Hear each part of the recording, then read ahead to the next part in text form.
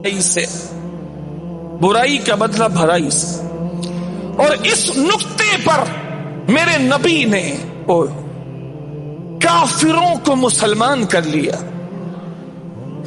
ایک دو نہیں، کافروں کو مسلمان کیا، صرف اپنے معاف کرنے کے انداز سے، معاف کرنے کے انداز سے، صرف معاف کرنے کے انداز سے. سرداروں کو اللہ کے نبی نے موٹیویٹ کر دیا. ابو سفیان جب مسلمان نہیں تھے، بعد میں مسلمان ہوئے، اپنے قبیلے کے سردار تھے. جتنی بھی جنگ ان کے مسلمان ہونے سے پہلے کافروں نے مسلمانوں سے لڑی، تمام جنگوں میں سب سے نمایاں کردار ابو سفیان کا ہوتا تھا. At that time he was the HOD, he was the head of the department. اس وقت جتنی جنگیں کافروں نے مسلمانوں سے لڑی، سب میں سردار، سربراہ اور بڑا کردار ابو سفیان کا ہوتا تھا.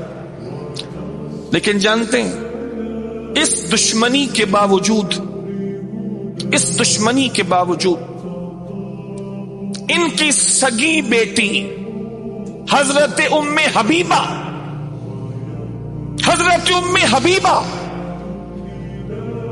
ان کی سگی بیٹی کے لیے جب حضور کا رشتہ مانگا گیا، ایک طرف باپ ہے جو اللہ کے نبی کا سخت دشمن،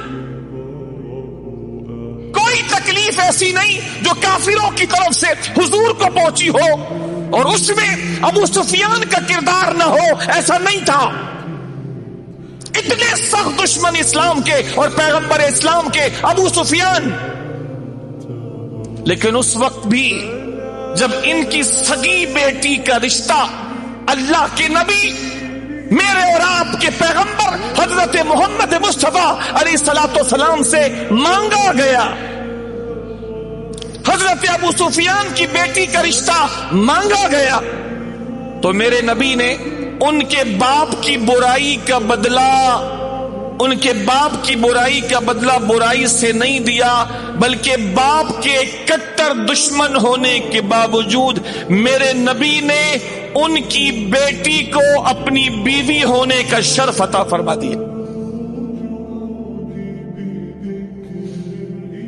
اور دنیا کے کمینے مرد جو کردار ادا کرتے ہیں کہ باپ کا بدلہ بیٹی کو گھر میں لا کے لیتے ہیں تاکہ بیٹی کو تکلیف پہنچا کے باپ سے بدلہ لیا جائے، سبحان اللہ، میرے نبی ان تمام جذبات سے پاک تھے.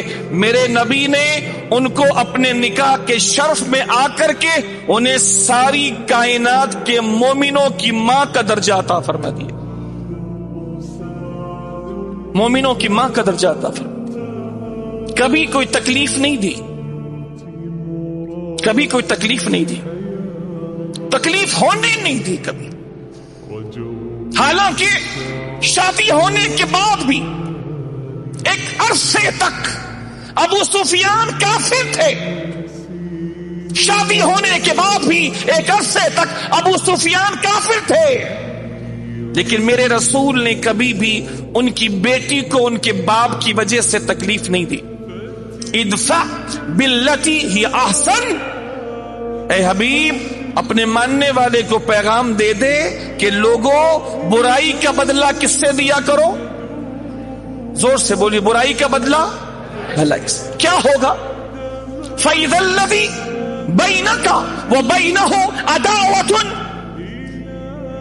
كَأَنَّهُ وَلِيٌّ حَمِيمٌ. تو اس کا نتیجہ یہ نکلے گا کہ وہ شخص کہ اس کی اور تیرے درمیان دشمنی تھی، تیرے اس انداز سے فائدہ یہ ہوگا کہ وہ بندہ جو تیرا دشمن تھا، تیری اس ادا کے نتیجے میں تیرا گہرا دوست بن جائے گا.